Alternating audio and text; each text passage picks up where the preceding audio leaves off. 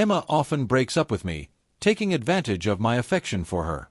Every time, I try my best to persuade her to stay. The last time she broke up with me, I looked at her for a long time, then said okay. 5 years have passed, and she has finally exhausted all the love I had for her. That day, Emma broke up with me over something trivial. Her childhood friend, Ethan, was celebrating his birthday and had just returned from studying in the United States. So Emma and her group of friends arranged a gathering to celebrate his birthday and welcome him back. But that day, Emma forgot to tell me about it. I had already prepared a meal before she went out, making her favorite soup, something that took hours to cook. I asked her to drink some soup before leaving. While she was changing her shoes in the hallway, she brushed me off casually. "There's no time. I'm leaving now." As she finished putting on her shoes and was about to head out, I called her name. She turned around. The black marble wall behind her made her look fair and sweet, though her expression was clearly impatient. I carried the soup over and gently held her wrist. "You woke up late, and your stomach is empty. You'll be drinking later, so have some soup first to pad your stomach." She clicked her tongue irritably. "Can you stop micromanaging me? It's really annoying." With that, she waved her hand. I knew she probably didn't mean to, but I was already running a fever and felt weak. When she waved her hand, the bowl of soup I was holding slipped and fell onto the marble floor, splattering soup and shards everywhere. The air went silent. I paused, my gaze shifting from the mess on the floor to her face. I tried to stay calm, even managed a faint smile, and asked, "Are you this impatient today because Ethan is back? I heard he's single again." Before I was with Emma, she had openly and secretly pursued Ethan for a long time. Later, when Ethan got a girlfriend, she accepted me out of heartbreak, and we've been together ever since. It's been 5 years now. That remark hit her sore spot. Over the years, Ethan had remained the most special person in her heart, and even mentioning his name felt like blasphemy to her. Sure enough, she snapped instantly. Her sweet face was filled with impatience, her brows tightly furrowed as she spoke angrily. "Justin, what do you mean? Are you doubting me? Can you stop being so paranoid over the slightest thing? It's really annoying. If you have a problem, then let's break up." She mentioned breaking up so often it had become her catchphrase. To her, breaking up wasn't an event, it was just another way of expressing annoyance. Every time she said she wanted to break up, I would persuade her to stay. But this time, after she finished speaking, I looked at her seriously for a long moment, then laughed lightly and said, "All right, Emma." She looked slightly surprised but ignored me and turned to leave. She was in a hurry. She couldn't be late for Ethan's birthday party. It didn't take much time to pack my things. Emma didn't like me invading her space, so I had very few belongings at her place. After cleaning up the mess in the living room, I looked at the remaining soup and put it into the fridge. This was probably the last time I would ever make soup for Emma. Once everything was tidy, I opened WeChat, intending to say a proper goodbye since we had been together for 5 years. But before I could type anything, a mutual friend shared a video in our group chat. The video was taken in a karaoke room. Colorful neon lights filled the space with a lively atmosphere. Emma was singing, "Today You Will Marry Me," with a man I hadn't seen in a long time but knew all too well. It was Ethan. After getting together with Emma, I had heard her friends casually complain that this song was a must-sing for Emma and Ethan whenever they went to karaoke. It wasn't that the song had any deep meaning, just that when they were kids, Ethan had always followed Emma around, saying he would marry her when they grew up. Over time, the song became a running joke among their friends. I finished watching the video and decided not to send my message. Emma didn't need my farewell. I pulled my suitcase and took one last look at the empty, clean living room before leaving. The mess that had caused our argument was gone, as if it had never existed. I sighed, strangely feeling grateful for Ethan's return. The few hours Emma spent celebrating gave me the quiet time I needed to clear everything out. I thought I would feel sad after 5 years together, but when I got home, I was so tired that I fell asleep peacefully. Emma called me at 2 in the morning. She must have drunk quite a bit. Her voice was louder than usual. "Justin, why didn't you come pick me up?" Half asleep, I replied casually, "I'm sleeping. Let's talk tomorrow." As soon as I finished speaking, she hung up. I'm a light sleeper, so the call woke me completely. I wondered why she had even called. After reuniting with her childhood friend, she should have been the gracious host and seen Ethan home safely. But then I realized, it was probably another bet with her friends. When I first started dating Emma, she once went to a bar with friends. It was raining that day, and I didn't want to intrude, so I waited across the street in a bookstore. Worried about her safety, I went over as soon as she came out. Holding an umbrella, I smiled and said, "Emma, let's go home." I always felt that "we" and "home" were very warm words. Her friends teased her. "Emma, how did you trick someone as devoted and gentle as Justin into being your boyfriend?" There was no trickery. I was the one who chased after her. Yet despite how others envied her, she was actually annoyed. Maybe I was too good to her, so good that it lacked any challenge or excitement. People are inherently perverse. She once asked me, "Justin, don't you have a life of your own?" I was extremely busy with work. At the time, I had just been invited to hold my own art exhibition. Besides creating art, I spent almost all my time and energy on her. I smiled and said, "You are my life too." I thought that was my silent confession to her over the years. Looking back, it must have been annoying. Once, while waiting outside a bar and sketching as I waited to go home with her, she came out and wasn't surprised to see me. She smiled, and her friends handed her 100 yuan each. "You won the bet again." She had bet that I would definitely come pick her up. She probably lost the bet this time, which was why she angrily called me. I got out of bed to drink some water. Just as I finished, Emma called again. There were several missed calls. When I answered, she asked emotionlessly, "Justin, I'm back. Where are your things?" She had noticed I cleared my belongings. I thought it would take her longer. Calmly, I reminded her, "Emma, you forgot. We broke up 7 hours ago. You said it yourself, and I agreed." She was silent. Then suddenly she snapped, "Fine. But don't come begging me to get back together. Emma doesn't understand that I won't get back together with her. It's strange. In the 5 years we were together, I never once felt disappointed or tired, nor did I think of leaving. But now that I've left, I don't feel sad either."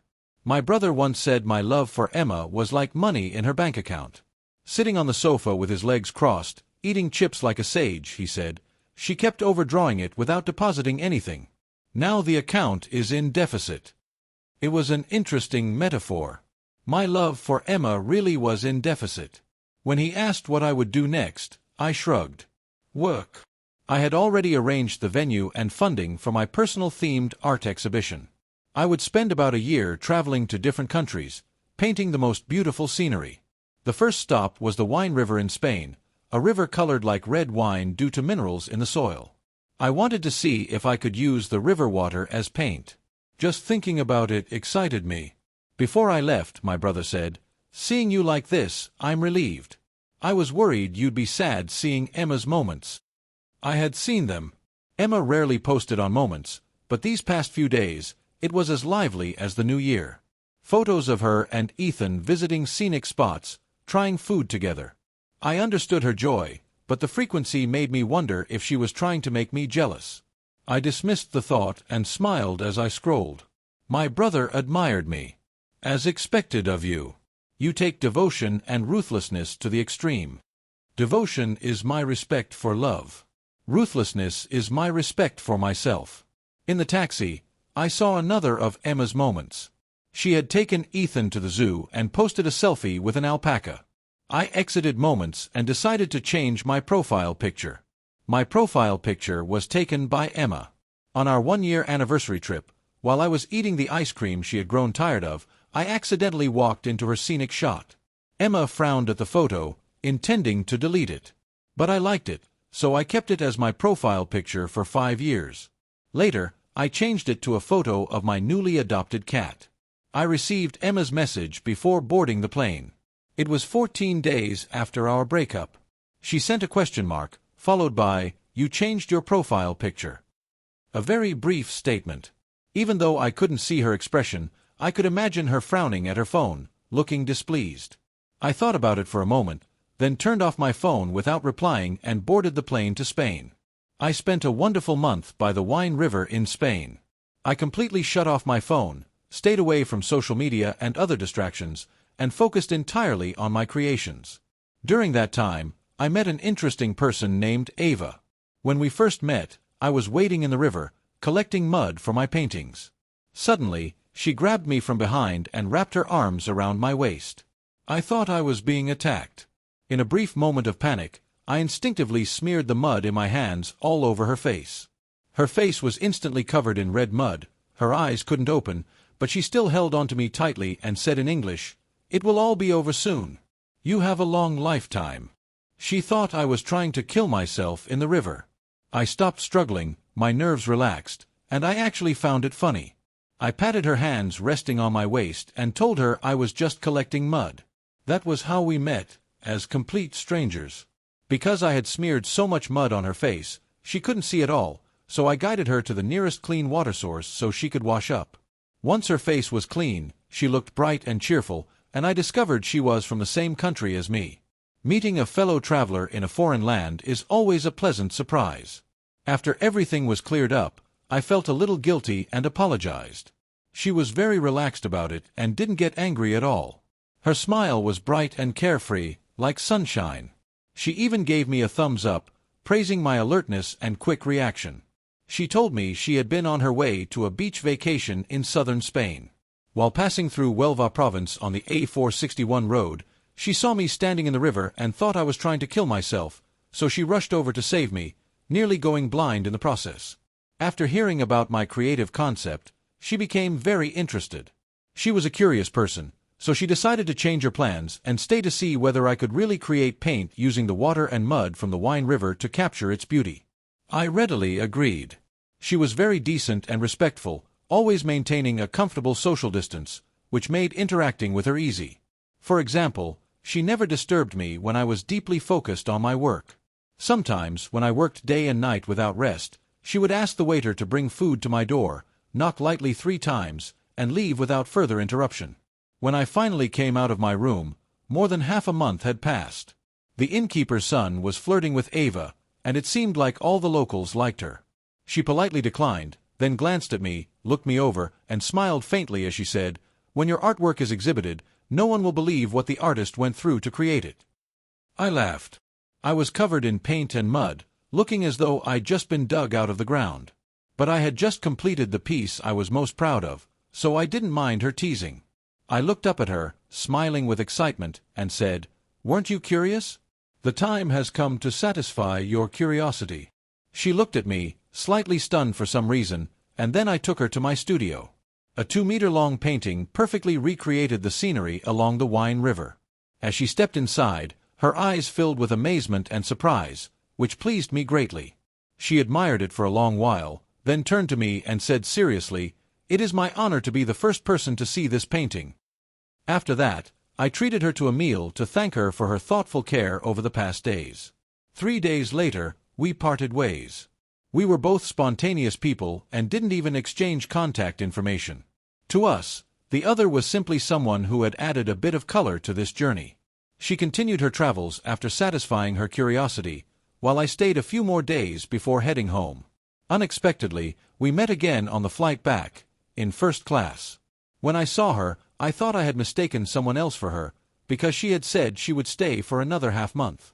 Ava also looked surprised to see me, then shrugged helplessly and said, "There was a rebellion at the company. I have to go back and take charge." I couldn't help but smile. We landed in Beijing at 2 in the morning. Ava's driver was already waiting outside the airport. She asked me enthusiastically, "If you don't mind, I can give you a ride home first." Since I hadn't driven, I thought about it and accepted, thanking her. The car stopped outside my apartment building. I got out and thanked Ava. Because I had a lot of luggage, she kindly stepped out and asked if I needed help. I smiled and said, "I can't let a lady carry my things." She smiled in response. Suddenly, someone called my name from the shadows near the flower bed. "Justin." It was Emma. Her tone revealed nothing. I turned around and saw her step out from the darkness into the light. She had lost a lot of weight over the past month. She glanced at Ava, then back at me, and sneered, "So this is why you broke up with me, you cheated." I tried to stay calm. I first thanked Ava and said goodbye. Although she was just someone I'd met by chance, I was sincerely grateful for her care. When she noticed Emma, she thoughtfully asked if I needed help, but I shook my head. She left gracefully, giving me space to handle things on my own. Emma's gaze was sharp, almost threatening, like an abandoned stray cat hiding its panic behind aggression. She asked, "Did you break up with me because you fell for someone else?" I felt an overwhelming sense of fatigue. Over the years, I had always catered to her emotions. She was polite and distant toward others, yet always acted superior toward me. I was exhausted by it. Still, I tried to control my emotions and explained patiently, "Emma, you were the one who broke up with me. Ava and I are just strangers who met by chance in Spain. You can't keep doing this." I paused, struggling to find the right words. My tone must have surprised her. She looked stunned, and a flicker of hurt passed through her eyes. After a long silence, she spoke softly. This was probably the first time in our 5 years together that she showed vulnerability. "I heard from your friend that you were coming back tonight. I've been waiting here since 6 in the afternoon. Justin, you didn't reply to my WeChat messages." She paused, then asked, "During the month we've been apart, did you ever think about me?" I didn't expect that question and froze for a moment. But when I reflected on the past month, all I felt was satisfaction from my work. Not once, not even once, did I think about Emma. I could only remain silent. She stared at me under the streetlight, trying to read my heart from my expression. After a long moment, she suddenly smiled bitterly and said, "I don't believe you." Emma had a confidence that I didn't believe her. I had liked her for a very long time, so long that I couldn't even remember what originally attracted me to her. It felt like my feelings had slowly faded, and what remained was just habit, the inertia left over from loving her for so many years. I knew she had always liked her childhood friend, Ethan. She gave up on him the night he went abroad with a teacher from their school. I don't know if young love is always that brave and reckless. That night, she chased him to the airport alone and watched as Ethan held the teacher's hand, laughing as they walked through the boarding gate. She stayed at the airport until night fell, neon lights reflecting her sadness. Eventually, she stood up and walked out. I had followed her the entire time because I was worried about her. She unleashed all her anger and grief on me, yelling, "Are you following me to watch the joke? Get lost." I stood about 50 meters behind her and quietly said, "I'm just worried about you."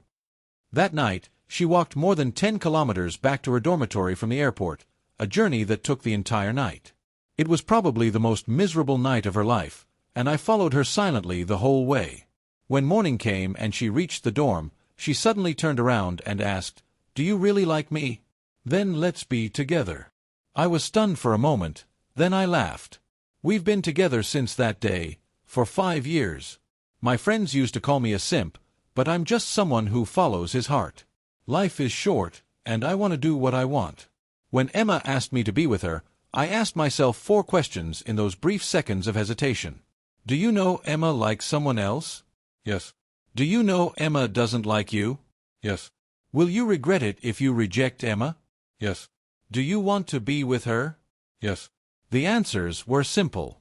As they say, a forced melon isn't sweet, but how would you know if you don't try? I knew exactly what I was doing. I was calm and rational then, and I'm still the same now, 5 years later, at the end of it. I got what I wanted. Compared to those who never even get the chance to be with the person they love, I don't know if I'm lucky or unlucky. But at least I know how to let go when the time comes. I have let go of Emma. She still stood in front of me, her small figure almost completely swallowed by the shadow of the streetlight. She looked up at me, as if trying to find even the slightest trace of feigned sorrow on my face. I don't know why, but I suddenly asked, "Emma, do you remember the first time you broke up with me?" She was probably caught off guard by the question and froze for a moment. The first time she broke up with me was about 3 months into our relationship. She did it over WeChat, then promptly forgot about it and went to Tibet with her friends for 7 days. When she came back, I was waiting for her outside her dormitory. It was raining that day, and I was soaked through and running a fever. When she saw me, she was startled and asked, "What are you doing here?" I was very sad at that moment, but I still smiled at her. She probably softened because her heart had already let go of Ethan.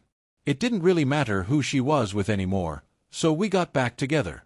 I asked her, Emma, when we broke up and you went to Tibet, did you ever think of me? Even for a moment. I sighed and said, I felt the same way you did back then. Her expression darkened at my words. She took a few steps back, then turned and left. In her eyes, coming to see me that night was already a huge concession, giving me face and respect. The fact that I didn't respond the way she expected probably felt like a slap to her pride. She had every reason to be angry. When my friend found out that Emma had come to see me, he was surprised and asked, could it be that Miss Tan realized after losing you that she actually likes you deeply? I just smiled and said nothing. Rather than liking me, it was more likely her possessiveness acting up. The humble boyfriend who had always revolved around her had, after the breakup, quietly cleaned everything up and disappeared completely from her world. No WeChat messages, no attempts to reconcile, no habitual concern. It was like a pet dog that used to wag its tail and follow you everywhere suddenly stopped responding one day. Naturally, you'd get curious and wave a bone in front of it to see if it would react. To Emma, I was that pet dog. She came to test me because my behavior after the breakup surprised her, so she dangled a bone to see whether I was still under her control. If I had shown even the slightest hint of longing or affection, I believe she would have quickly lost interest and walked away. My friend said I was overthinking it. I stayed silent. After that, Emma began appearing in my life frequently. It was almost ironic. After we broke up, she sought me out more often than she had during the last year we were together. At first, it was because she found a stuffed bear I had left at her place. It was the first birthday gift Emma ever gave me. I had a habit of hugging her while sleeping, an unconscious thing, so she bought that bear for me to hug at night. She called and asked, "Do you want to come get it, or should I bring it to you?" I paused, then said, "No. Just throw it away." Emma was silent for a long time. Just before she hung up, I added, "If you find anything else of mine, feel free to throw it away. No need to contact me." She didn't respond. That night, Emma called again. I didn't answer the first time, but the phone kept ringing insistently. I sighed and picked up. She was drunk. I was slightly surprised. She always knew her limits and rarely drank to that point. She slurred, "You left something at my place." I said patiently, "I don't want it. Please throw it away." Also, I paused. "Emma, don't call me late at night anymore. I won't answer." She ignored me and continued, "The necklace, the one designed by Cesar that you like. I bought it, and you forgot to take it." This was the anniversary gift I had mentioned to her for our 5th anniversary. 2 weeks before that day, she asked what I wanted. It surprised me, because throughout our relationship, I was always the one giving her gifts. I told her I liked a necklace designed by Cesar. It was meaningful to me because the designer created it inspired by his 5-year relationship with his boyfriend. It carried a lot of emotional value. Emma nodded and said okay. But on our 5th anniversary, she forgot not only the necklace but the anniversary itself. 3 days later, Ethan returned from the U.S., and she was busy celebrating his birthday, preparing gifts and a welcome home party for him. Then we broke up. See, the reason I no longer love her is simply the accumulation of moments like these. My voice turned cold as I said, "It's too late, Emma." There was a commotion on her end, and someone else took the phone, apologizing to me. "Justin, I'm sorry. Emma is drunk." After hesitating, the person asked, "She seems really upset. Is there really no chance for you two to get back together?" I hung up. After that, I stared at the ceiling, knowing that saying I was completely unaffected would be a lie. After all, I had truly loved her once. I could only sigh at how extreme her change in attitude was. I couldn't reconcile the cold, distant Emma from before with the gentle, thoughtful version she had become. That newfound tenderness always felt out of place to me. After that call, Emma disappeared for a long time. The next time I saw her was 3 months later. We broke up in early summer, and in the blink of an eye, it was late autumn. The weather had turned cold, and she was wearing a long black coat. Even though we had broken up, I had to admit she was still stunningly beautiful. She was leaning against the gate of my apartment complex, smoking. Back when Ethan and his teacher first went abroad for further studies, she smoked the most, combined with heavy drinking and staying up late, and ended up hospitalized. After being discharged, she subconsciously restrained herself. I didn't know why she had started smoking again. She heard my footsteps and looked up. She looked tired and said, "Sorry. I know I'm disturbing you, but my mom is coming to City A this weekend, and I haven't told her about our breakup yet." Strangely enough, although Emma didn't like me much when we were together, her mother was very fond of me. Maybe it was my calm, steady personality, different from the spoiled brats in Emma's social circle. Her mother had a heart condition. I hesitated. Emma's expression turned a little pleading. "Just for 2 days. I'll explain everything to her slowly afterward." I sighed and nodded. Seeing that, she visibly relaxed and stepped back, surprisingly polite as she said, "Thank you." Before leaving, she handed me a bag. "It's getting cold. Take care of your throat." This had always been a weak spot of mine. My throat often got inflamed during the transition from autumn to winter. Every year, Emma would ask a friend to buy a specific health supplement for me from Australia, and as long as I took it in advance, the problem wouldn't flare up. I was surprised she still remembered. I held the bag and watched her leave, my emotions tangled. Emma's mother stayed for 2 days and then left. To avoid suspicion, I moved some of my belongings to Emma's place. After her mother was gone, I packed everything up. Emma quietly followed me around. When I was about to carry my suitcase downstairs, she suddenly grabbed my hand. She looked down, so I couldn't see her expression. She asked, "Can't you stay?" After a pause, she looked up at me and explained carefully, "There's really nothing between Ethan and me. I admit that when he came back, I felt some emotional waves, but that was just a normal reaction to someone I once liked. I never thought about being with him." Her voice caught slightly. She paused, then continued, "It was my fault for breaking up with you. It won't happen again, Justin. Give me another chance. Please." I had never seen her like this. Feeling conflicted, I turned to leave. Maybe because my mind was elsewhere, I missed a step and fell down the stairs. I broke my calf bone. Emma stayed with me in the hospital, helping with admission procedures and taking care of me. When I woke up after surgery, she was asleep beside my bed. Hospital beds were scarce, with 4 patients sharing one room. Her body was wedged between 2 beds, unable to stretch out, looking pitiful. Even in her sleep, her brows were tightly knit, uneasy. One of her hands was still covering mine, as if she wanted to be ready to wake up if I needed anything. I thought for a moment and didn't pull my hand away. As the anesthesia slowly wore off, the pain intensified and kept me awake. Lying there, I recalled something from long ago. Back then, I had just graduated and entered the workforce, carrying the title of a genius graduate. An art gallery investor invited me to dinner. Young and inexperienced, I thought he genuinely appreciated my talent. It wasn't until he poured me a 3rd drink and put his hand on my shoulder that I realized something was wrong. There was something in the drink, and my body grew weak. Later, Emma appeared out of nowhere and smashed a bottle over the investor's head, then took me away. I later learned she had been supposed to attend a concert with friends that night. She never used that incident to take credit or blame me for missing something she had looked forward to. For some reason, I suddenly remembered her kindness.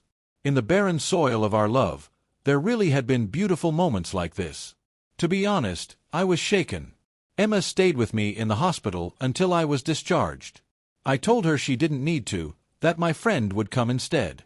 I wanted to cut ties quickly, but she insisted on taking responsibility, believing she was partly to blame for my fall. When my friend heard Emma was there, he joked that maybe we would get back together and decided not to come. The elderly woman in the next bed smiled at us and said, "Young man, your girlfriend is really considerate. Good girls like that are rare these days." I smiled. When I looked up, I saw Emma standing at the foot of the bed, watching me nervously. After a while, she suddenly smiled. The smile spread from her eyes to her lips. Even after we were discharged and got into her car, she looked at me and said, "I'm very happy, Justin. Just now, when that lady called me your girlfriend, you didn't deny it." I opened my mouth but didn't say anything. I just felt it was unnecessary. She had been with me for so long, and explaining to outsiders that she wasn't my girlfriend would only lead to more questions. And after all, she was a young lady. I didn't want to embarrass her in front of others. Since we were about to leave the hospital, I simply wanted to avoid any extra trouble. But seeing the smile on her lips, I sighed and stayed silent. Emma wanted to continue our relationship. If it were the Emma she was now, I actually would be willing to give it another try. Could love lost to the dust of time really return? That thought lingered with me until Emma took me back to her house. I had fallen in a hurry that day, and my luggage was still at Emma's place. Her mother had brought me some dried fish that I liked very much. So after leaving the hospital, we went to her house to pick up my things. When the door opened, I saw Ethan. He was wearing an apron, holding a spatula in one hand, looking every bit like the man of the house. He smiled kindly and said, "Oh, Emma, you're back. You said you'd be taking Justin home from the hospital, so I figured you probably didn't have time to eat. Come on in." He waved us inside. On his wrist was the watch Emma's mother had given me, the one I had left on Emma's bedside table after we broke up. My gaze moved from the watch to Emma's face. Then I stood there at the door and suddenly laughed. It was a laugh filled with release and calm. At that moment, I knew that Emma and I would never be possible in this lifetime. Whether it was 5 years ago or 5 years later, whenever we stood together, the one who didn't belong was always me. But that was fine. I didn't mind anymore. I stood at the door, polite and distant, and declined. "No need. I'm in a hurry to get back. I won't disturb you." Then I turned to Emma and said, "I won't go in. Please bring my things out." "Thank you." She looked a little pale, glanced at Ethan, then at me, and before going inside to get my luggage, she said, "I'll explain everything to you later." I didn't say anything. After she went inside, the smile on Ethan's face slowly faded. He looked at me with hostility, as if I were an intruder. His smile turned venomous, like a snake. "You won't make me lose a bet, will you?" I raised an eyebrow in confusion. He smiled and explained, "The day I came back to China, they said you and Emma had broken up. Emma and her friends all bet that within 3 months, you'd crawl back. Later, the bet was extended to 6 months. Emma and her friends all bet you'd come back, but I bet you wouldn't." He asked me, slowly and deliberately, "You won't make me lose, will you?" I looked at him and didn't answer directly. I just said calmly, "I don't know whether you'll lose your bet. But I do know Emma's friends should win theirs. When your teacher in America dumped you and you had to come back, they bet on whether you'd act like a pretentious coquette and get Emma to take you back." I laughed when I saw his face turn pale and said, "Looks like her friends should have won." Just then, Emma came out with my luggage. I took it and smiled. "Thanks. No need to see me off. My friend is coming to pick me up, so I won't trouble you." Finally, I looked at Emma with a relieved smile and said, "Emma, if you want me to keep a good impression of you in my memory, please don't contact me again." That was the last thing I said to her, and the last time I saw her. It was also the last good thing she ever did for me.